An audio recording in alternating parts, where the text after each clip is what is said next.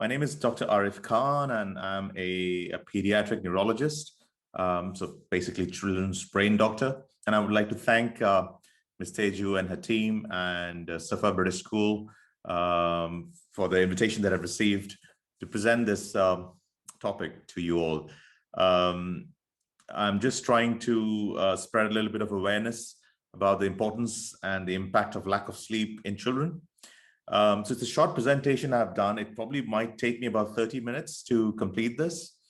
And then maybe, I don't know, if there are some of you watching live, then we can take some questions for the next 5 or 10 minutes, if Ms. Teju agrees.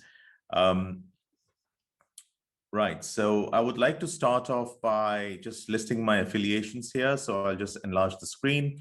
So I'm a consultant pediatric neurologist. I am the founder and director for Neuropedia Children's Neuroscience Center, which is the first children's neuroscience center in the region. And it's based in Jumeirah. I do my clinical works there. I'm there 2 days a week. I'm an associate professor at MBRU, which is the Mohammed bin Rashid University in Healthcare City. I'm a visiting consultant at King's College London, Director of Neuroscience at Burjeel Group in Abu Dhabi. And beyond all this, in the last 1 year or so, since COVID hit us, I started this public awareness campaigns and just educating parents and children across the region about some pertinent topics. So if some of you are interested and are social media savvy, I would recommend that you follow me on dr.arif.com. There is a lot of information that has been curated over the last 1 year, and I'm sure some of it might be relevant to your child or to you. There's information about developmental delay, speech delays, autism, epilepsy, and a lot of other things. So please go ahead, have a look at it, and if you like it, just follow it. We also have open sessions. We have one-to-one sessions and group sessions there. And I take your questions if you DM me, and I make my videos based on how you want it to be and what your questions are. So that is me being interactive and trying to pass on information to parents around that. Moving on, so our topic for today is sleep in children and how lack of sleep impacts children of all ages for that matter. And the problem with sleep science is that it's not included in curriculum. So when I was being trained as a pediatrician, there is no subject called sleep, or there are not many chapters about sleep. Same thing with all other specialties, whether it is psychiatry, neurosurgery, or any other medical field, sleep has not been given enough weightage.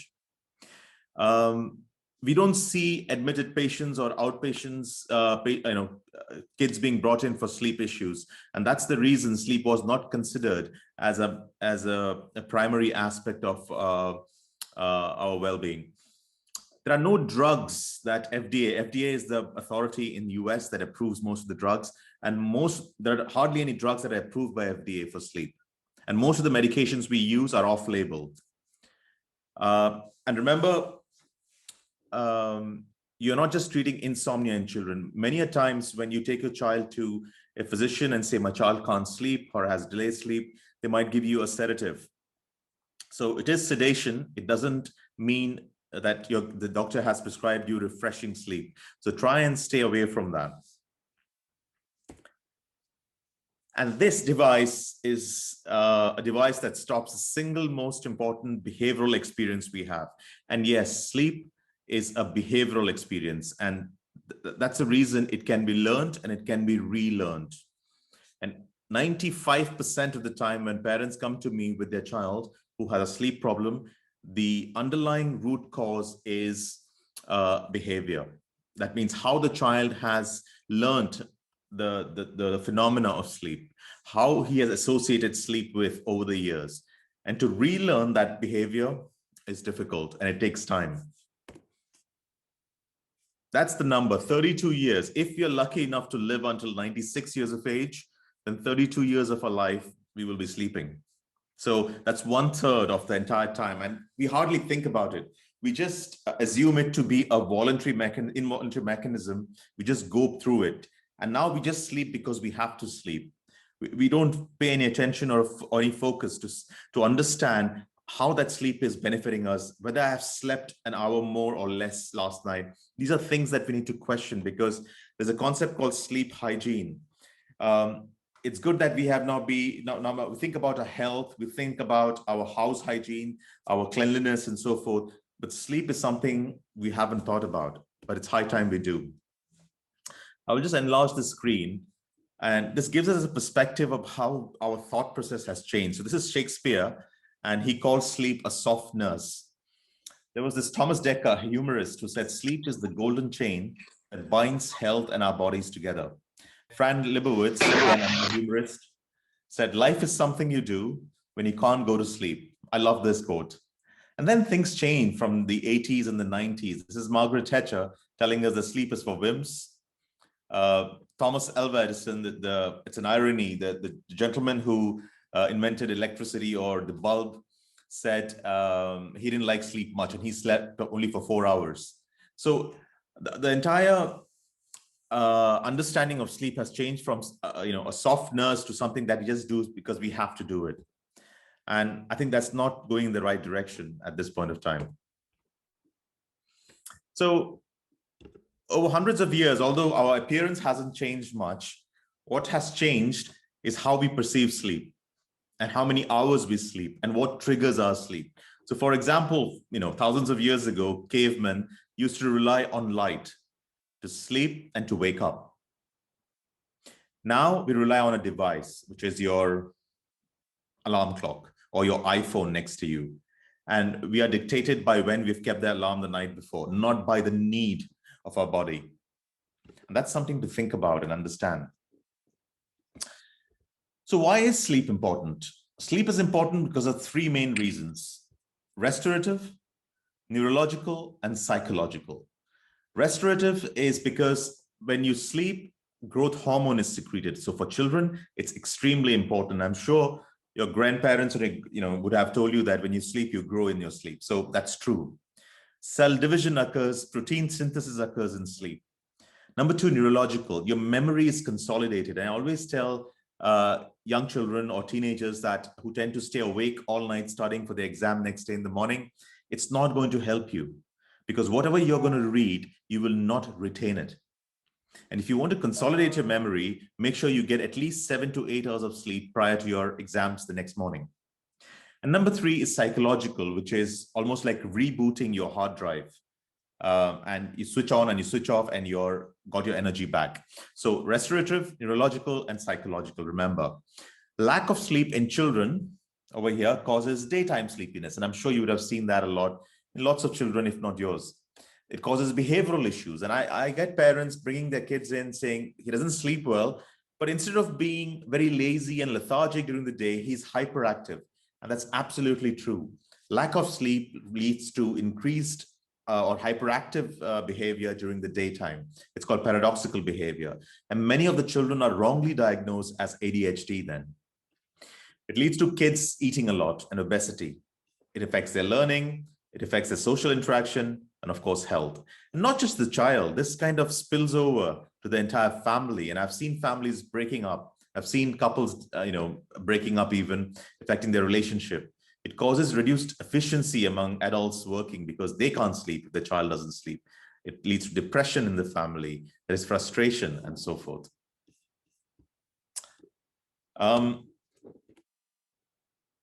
So if the sleep is deprived, it's just not your brain, it's every system in your body is affected. From your heart to your lungs, to your muscles, pancreas, leading to increased risk of diabetes.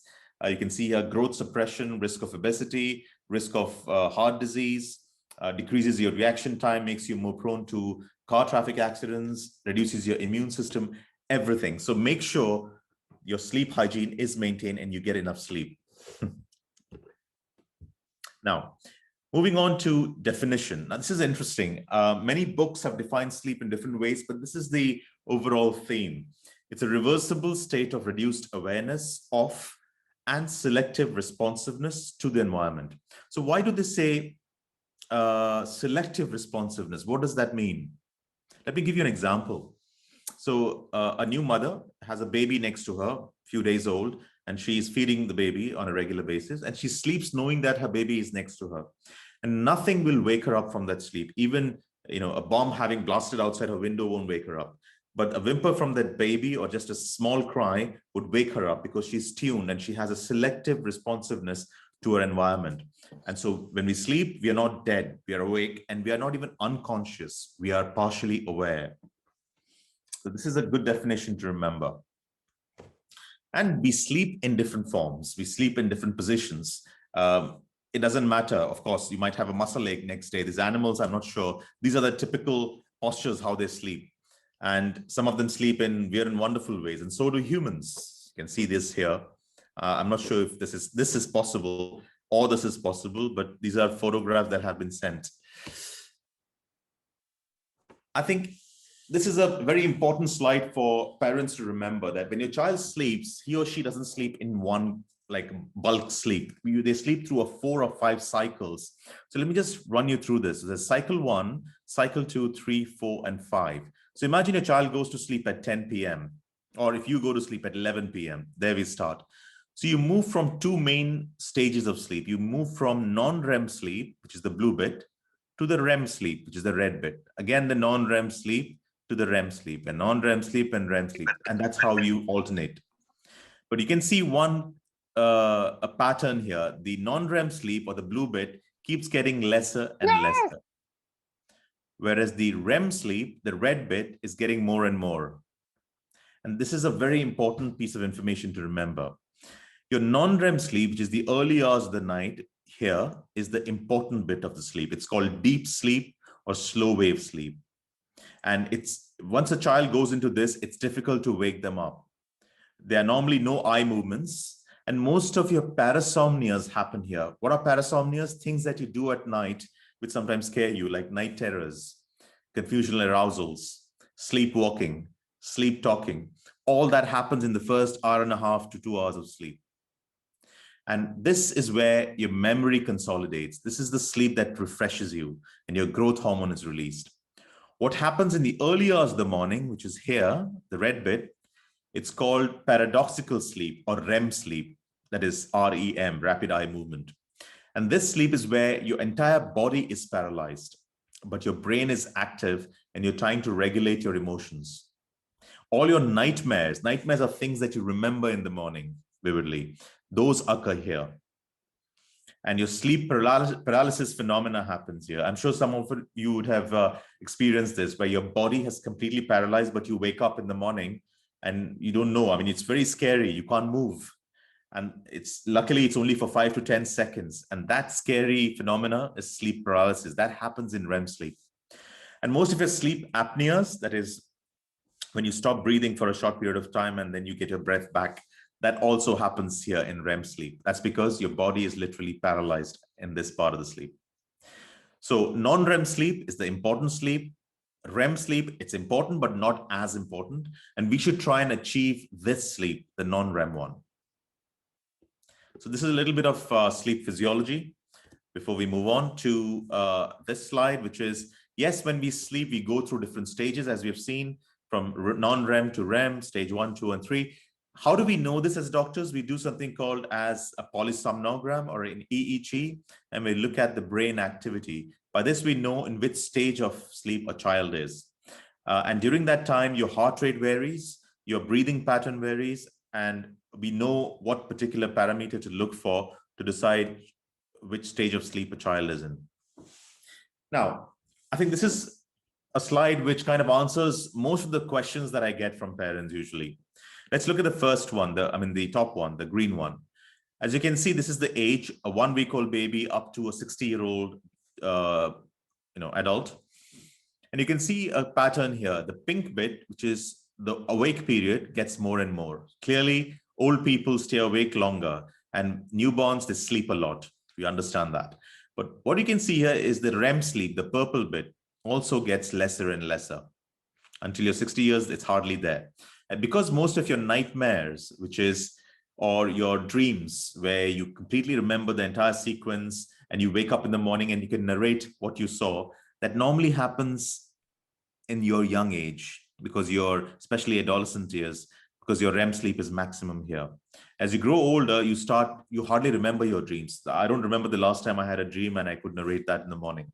That's because your REM sleep becomes less and less. This slide here, the yellow bit, tells you about how we sleep to the different ages, how our children sleep. So newborns, they sleep in installments. They can have about 7 to 8 installments in a day. By age 1, you're supposed to have one big sleep at night and at least a couple of naps during the day. By age 4, maybe one nap in the afternoon. But past your 4 years of age, it's advisable to have one big nighttime sleep, which is here. How many hours should my child sleep? That's a question that gets asked very often. So a newborn sleeps up to 18 hours in a 24-hour cycle, whereas a toddler, a preschooler, about 13 to 14 hours. Let me just go back to that. Yeah, 13 to 14 hours. A school-age child, like 5 to 10 years, about 10 hours, and teenagers, about 9 hours. Adults, at least make sure you sleep 8 hours at night. So this is kind of a rough figure. Some of us need a little bit more, some a little less to function at our optimal level. And that's something for you to find out. And this is how we sleep. Of course, we sleep because a number of chemicals in our brain help us promote sleep and suppress sleep. So I'm not going to go into those details, but let's look at 2 other mechanisms. The first one is the red bit here. So there's a clock in our brain called circadian clock. And this clock is kind of dependent on certain time givers. And those time givers are light, lack of sound, meal times, temperature, and social cues. So these are things that make you feel or gives your clock an inclination about what it is. Is it dark? Is it daytime, nighttime, sleeping time, whatever it is. And also there is this mechanism called adenosine. Adenosine is a substance that keeps accumulating in your brain as you stay awake. So if you stay awake for 24 hours, you'll have X amount of adenosine. If you stay awake for 48 hours or 2 days, you'll have 2 times X adenosine. What does coffee do? It doesn't make you awake or suppresses your sleep. No, it doesn't. It just masks this adenosine and gives you a false impression or a false perception that you're not sleepy.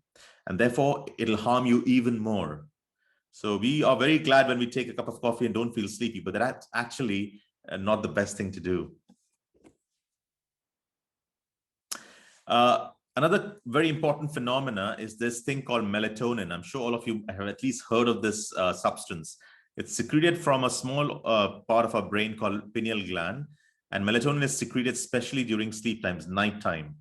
And if you have lack of this, or you have less of this, you will not fall asleep. And this usually happens when you watch screens because blue light suppresses melatonin in your brain. We'll see that a little later. And this is a graph showing how our melatonin rises. You can see it stays low throughout the day, but from 8 or 9 p.m., the melatonin rises. That's the natural time when you start feeling sleepy. So if you're watching any screens during this time, and pushing blue light into your eyes and suppressing melatonin, you will not fall asleep. And that's obviously not very good. Right, this is an interesting topic, sleep and culture. And I've been reading about this for now almost 10 years, how things have changed. This is a paper from American Academy of Pediatrics. I think this is late 90s. That's when the topic about co-sleeping or babies sleeping on their parents' bed was in question. And this was almost an ad that was released, which stated that your baby sleeping with you can be just as dangerous. And there's a sharp knife next to the baby and baby on a bed. So where do we stand now? There are a lot of consensus in many parts of the world, but we still have a lot of conflict of how we think about it. I normally recommend parents that if your child is breastfeeding, it's okay for the child to sleep with you for that period of time. But after that, try to get your child off into a separate cot and a separate room. And especially, if parents consume alcohol or they're smokers, it's advisable not to have the child on their bed. We need to understand why a natural phenomenon of sleep was created by nature.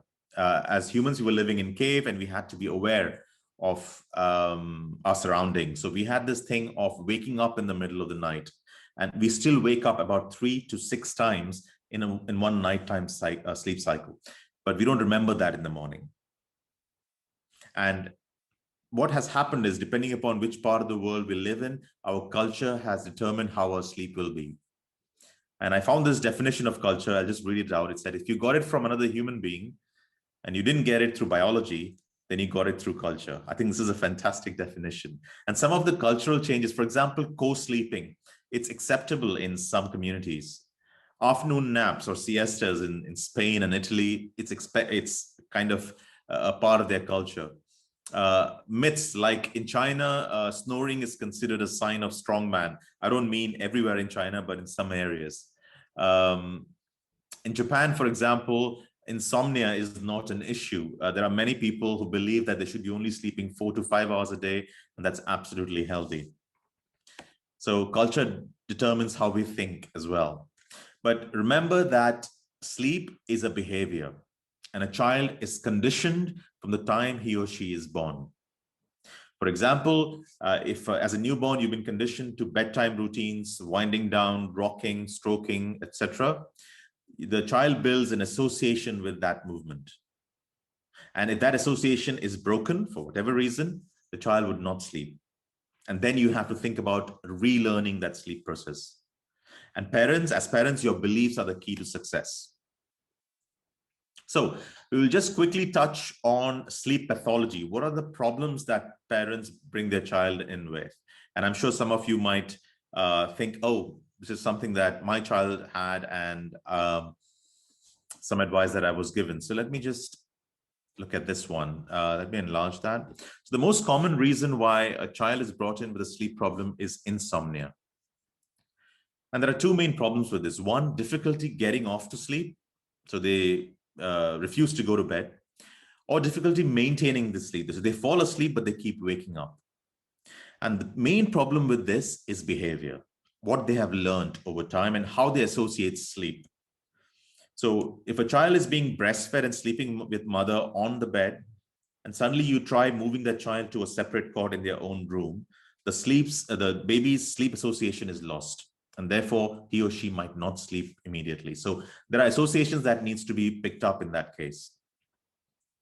This is the most common reason why parents bring in. Medication is the last thing to do in this. You have to retrain the baby, either with the help of sleep nurses or sleep counselors, which unfortunately are not easily available here, or at least following these instructions given to you by them, either through a website or an online forum, or speak to your doctor about it. So insomnia is the most common cause, common reason for kids to be brought in. Hypersomnia is excessive daytime sleepiness. And this is usually because the nighttime sleep is not sufficient or of poor quality.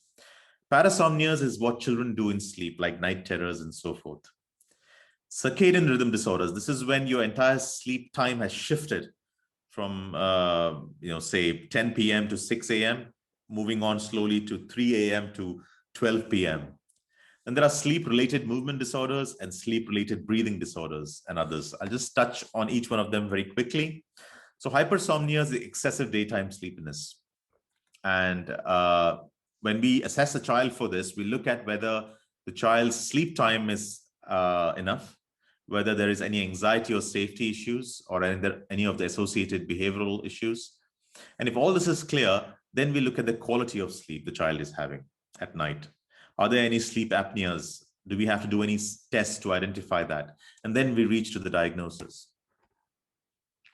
Parasomnias are things like sleepwalking, sleep terrors, confusion arousals, and this usually occur, as I explained to you in that chart there, in the first 90 minutes to 120 minutes of sleep. And it's important for us to note that from parents. Circadian rhythm disorders is where your night sleep time shifts. So you can see here, if you go to bed at 10 and wake up at 6, that's your characteristic sleep. But if it's shifted forward, mainly in adolescent age group, they sleep at 1 a.m. and wake up at 12 noon, that's delayed sleep phase syndrome. And this is something that we have to retrain them to bring it back slowly. In some cases, you have what is called as advanced sleep phase syndrome, where you sleep at say 5 p.m. and wake up and sit on your bed at 12 midnight. So there are many different forms of these conditions that come across to us. Then there are sleep-related movement disorders. I'm sure you would have heard of a 2-year-old or a 18-month-old child sleeping and head banging while they're doing so. There was a nice video here of a baby or a toddler banging their head on the headboard on the bed just to fall asleep. Most of the time, they don't require any treatment. It just needs reassurance, a bit of a safety padding, and this behavior just goes away. In very extreme cases, we do use some medications. And there are conditions like restless leg syndrome and periodic limb movement disorders. I'm not going to touch on that just for the sake of time. Sleep apneas. This is the most underdiagnosed condition and responsible for a lot of hyperactivity in kids during the daytime. So for example, if a child has enlarged tonsils or adenoids that causes the sleep apnea in a child, their normal sleep cycles will be disturbed continuously. And although for you, they would have slept for 10 hours, actually that sleep cycle is not completed, and that those 10 hours are equate to probably 2 hours of sleep. So when they wake up in the morning, they're hyperactive, the paradoxical effect I mentioned earlier, and their behavior is worsened, their learning is not adequate, and then they get put on to ADHD medications, of course, wrongly. So they have to be assessed thoroughly to get to the bottom of this.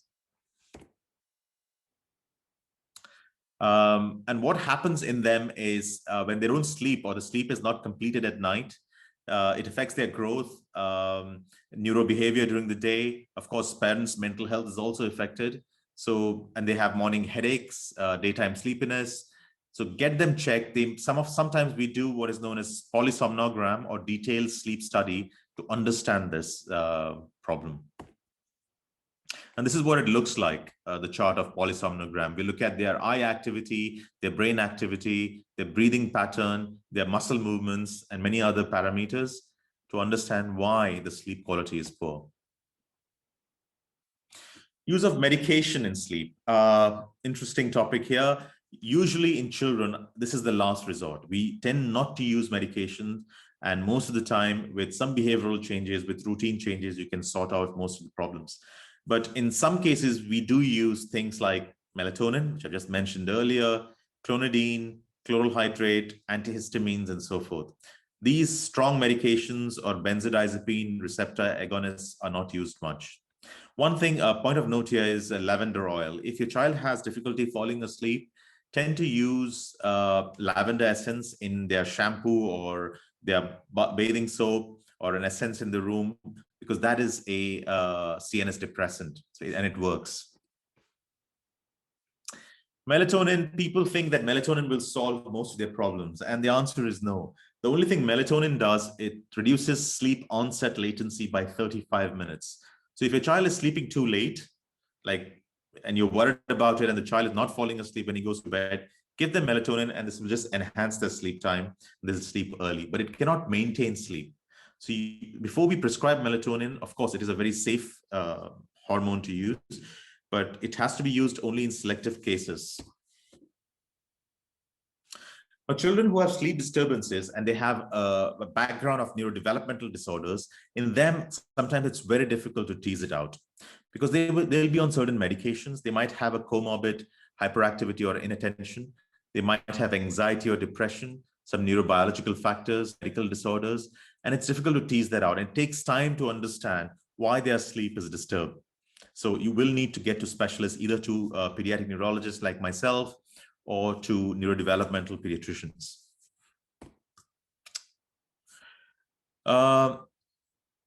And there are some interesting cases. For example, if you have a child who has Down syndrome, the likelihood of having sleep problems in them is very high.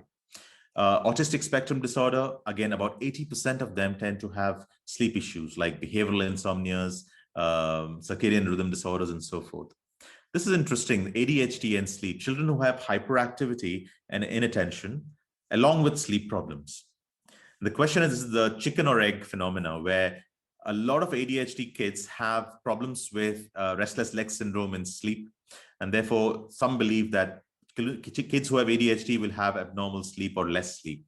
On the other hand, lack of sleep can lead to hyperactivity during the daytime and lead to ADHD symptoms. So it's one of those things where It's one causes the other or the other way around.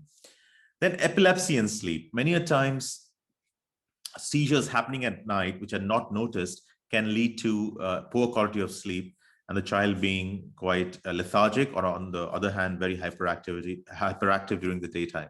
So a specialist needs to look at this and understand if there is any evidence of epilepsy at night. And on the other hand, children who have epilepsy, and if they don't sleep really well, for whatever reason, it can exaggerate their epileptic seizures. So to summarize, I will just list a few sleep hygiene recommendations. Number one is firm at bedtime. So just make sure your bed routine prior to getting your child to bed is fixed and consistent. And your bedtime is also fixed. So whether you feed them, give them a shower, change, read them a story, and put them under the blanket, switch the lights off. If that's your bedtime, stick with it all the time. You set limits of where they sleep. So if they're sleeping on their own bed in a cot next to their sibling, that's where they should sleep all the time. So be consistent. Stop stimulating activities, especially blue light.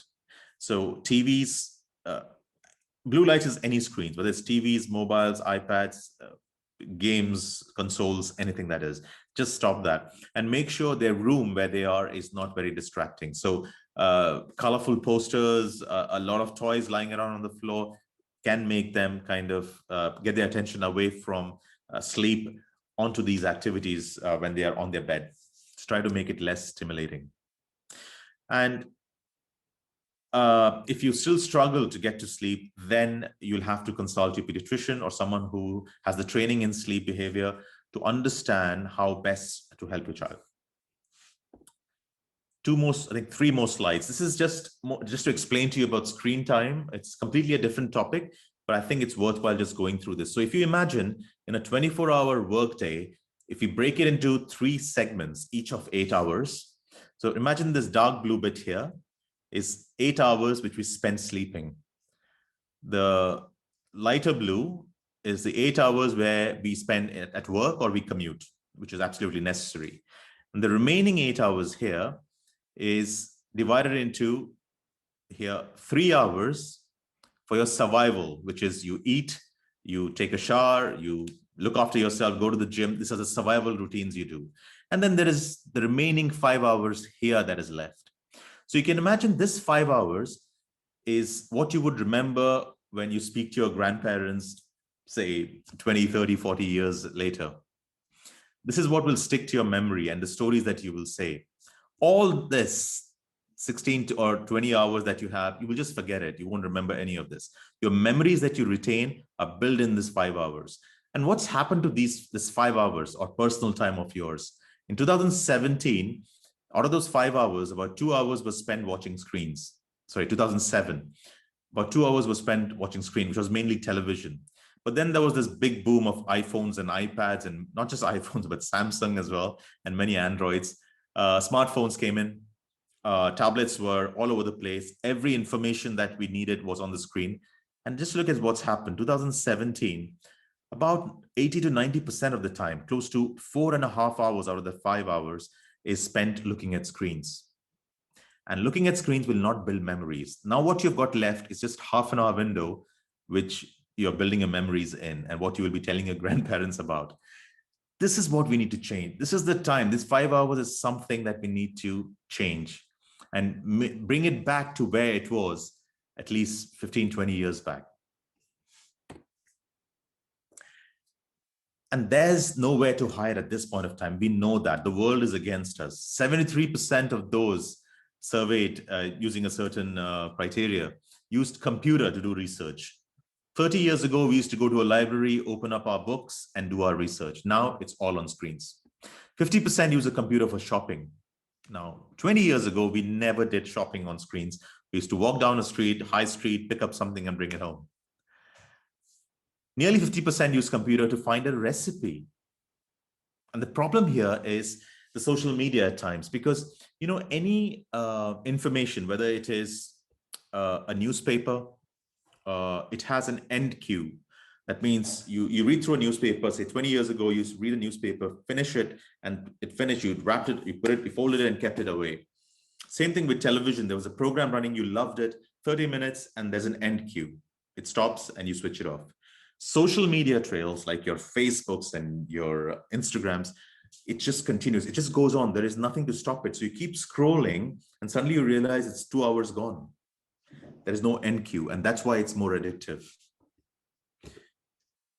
Think about it. My last slide is this. So even if you cannot get your child off from screens, and in this day and age when it's online learning, just remember these 8 rules. Number 1, the 20-20-20 rule, which is 20 seconds break after every 20 minutes, looking at something 20 feet away. Get your child off that table, ask them to walk around, if possible outdoors, for about 20 seconds, and look at something far away just to get those eyes acclimatized. 2, reduce brightness on your phone, tablets. So this is something that's very easy, but we forget to do it. Reduce your brightness by 50%. 1 arm distance from the screen. Number 4, avoid screens about 2 hours before bedtime. Remember I told you about melatonin? So screens suppress melatonin and they would not fall asleep. If one thing you take away from this talk, it's that 2 hours before your child's predetermined bedtime, they will not have access to any screens. Number 5, reduce overhead lighting. Try to avoid lighting just on top of the screen. Number 6, install an app that gradually filters out blue light. 7, increase text size. That can easily be done. And sometimes you can use the computer glasses or special filters to reduce eye strain in children. That was a quick run through on sleep and screen time. So I'm done, Ms. Teju. If we can take a few questions, we've probably got another 10 minutes. Thank you so much, Dr. Arif. Honestly, I've learned so much, even though it was a short time. You absolutely jam-packed it with information. I actually wrote down about 10 questions, but I'm going to just ask a couple. Everything you said about how melatonin is and blue light, the relationship, that really hit home for me, because we know that screens are, have negative implications, and we understand that they do impact how children settle, but I actually didn't know the clear relationship and the clear link. And I think a lot of parents will also be surprised to see that, that's really, really clearly evidence-based. And, the guidance to take time away from screens 2 hours before bed, I think I'll try to follow that as well. And also the one about coffee, I didn't want to hear that, but it's noted. It is noted. I'm reducing to 1 a day. And I think just one of the questions I had, you mentioned that even just to consolidate new learning, sleep is required. So if a child is not getting adequate sleep on a school night, does that mean that potentially their academics could be regressing due to lack of sleep and not cognitive ability? Absolutely. Wow. It's so I've had parents who it's again about, remember I talked to you about culture, and I said I have parents who I ask, what time does your child go to bed? They say absolutely, good time, and we sleep a couple of hours after he does. Then I ask, okay, what time does he or she go to bed? And they say at 12 midnight. And when I raise my eyebrows, I'm like, really, 12 midnight? And for them, it's like, I've been doing that for ages, for decades. That's the time the whole family goes to bed. So it's again in the culture. So that needs to slowly change. It might take us a decade to change that, but I think there has to be a start. And I always pass this on to family. I said, look, you cannot change that in one night. What you have to do is make an attempt to bring back that time half an hour every month even, so that in a year's time, your child's sleep hygiene would be much better than what it is now. So sleep is very important, especially for kids who are not doing really well or who have suddenly deteriorated in their cognitive skills. Yeah. And we do see that. We see that at school. So I think sleep is something that we've never thought about. And now we know most of the problems in children or schooling children, the problems can be attributed directly or indirectly to the quality of sleep that they have. Yeah, it really is so interesting. And does anybody else, any parents have any questions? You can just unmute yourself if you'd like to ask anything, or you can pop it in the chat box if you like as well.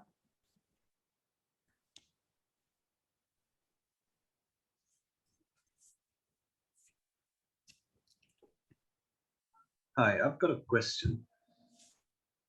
Sure, please go ahead. I've noticed sometimes when sleeping, the eyes don't completely close, and this happens to me as well. And I've seen this happen to my son at times as well. Is that a problem? Something to be concerned about? But just so you know, we get a good 9 to 10 hours sleep, both me and my son. It's just that the eyes sometimes don't completely close. They're slightly open. You can still see the black, but the pupils, I think. Yeah. That's a great question. Is it Mr. Liam? It's Liam's dad, Peter, actually. Oh, right. Hi, Mr. Rita. It's a great question. I get this asked very often, usually by adults, not so much by children. So when we sleep, if you can see me on the screen, your eyelid is a muscle. So what's supposed to happen is this eye, when it closes, what happens is your muscle up here, when it's relaxed, your eyes are closed. When it's active, your eyes are open. It has to hold your eye up. So in your sleep, as you know, all our muscles are relaxed, but it's relaxed to a variable extent in all of us. So some of us more, some less. So in some people, because it's not fully relaxed, it tends to stay open a little bit, but that's absolutely fine. And don't worry about it. However, if you believe that the child is having symptoms of irritation or scratching the eyes all the time, then we prescribe certain moisturizers to be used as eye drops at night before they sleep. But those are rare cases. Usually, you don't have to worry about it. Oh, all right. Thank you. Thank you. And I have another question in the chat. I'll just read that. Okay. My youngest can't sleep unless he eats a snack, even if he's had dinner. Is this a problem? I think this is the association bit I was talking about. It's not about hunger, but about association. He's associated the initiation of his sleep to an activity, which is having a snack. And that's a behavior that can be broken with time, but it doesn't matter if it's not sweet. If it's something, a biscuit or something that he has before he goes to bed, that's absolutely fine. But if it's something that's not good for him, like a bar of chocolate, then that's something we have to pull him out from very slowly. Yeah, I think I was conditioned to think that you had to drink hot milk before you went to sleep when I was younger. I don't know where that came from. No, so lucky. I mean, if you have some time, I'll just mention this. I have parents coming to me with kids who are 3 or 4 and saying, my child doesn't drink milk. And I'm like, okay, whose milk? I said, of course, cow's milk. I said, then what will the cow drink? So cow's milk is not meant for humans as a, it's a thing that we developed. This is a culture that we've developed over hundreds of years because we used to be farmers and we used to herd cattle and so forth. Up to a year of age, child having mother's milk is absolutely what it's supposed to be. But later on, we supplemented that with cow's milk simply because kids didn't have other kind of food available to them. But we hung on to that phenomena of having cow's milk as a staple diet. We don't need it for any nutrients. And this concept of giving a glass of milk to a child to fall asleep, even though it does make a child fall asleep, it is not necessary and not something that we have to establish. Yeah, no, that's really interesting, actually. Fab. Okay, we have another question from Jeff Diaz. How long before bedtime would you recommend the last bite to be? So when should they eat before bed? A good question again. It depends on your routine after you have fed your child. So if your routine is like 30 minutes, shower, change, story, off to bed, it's like 30 minutes, then an hour before bedtime would be a good eating time for them. So if your child goes to bed at 9, I would say before 8, try to get them the eating completed. So you get an hour before food and sleep. Perfect. Yeah. Okay, does anyone have any more questions? Okay, I just want to say thank you so much, Dr. Arif. It really has been so insightful. And I know quite a few of our parents did join a little bit later, but don't worry, you'll receive the full recording within the next couple of days. And we will share that on with our whole school community. And we'll also share Dr. Arif's contacts and Instagram and all of the different ways that you can learn more from him. Okay? Thank you. Thank you, everyone, for attending. Thank you so much. Bye now. Oh, Bye-bye. bye.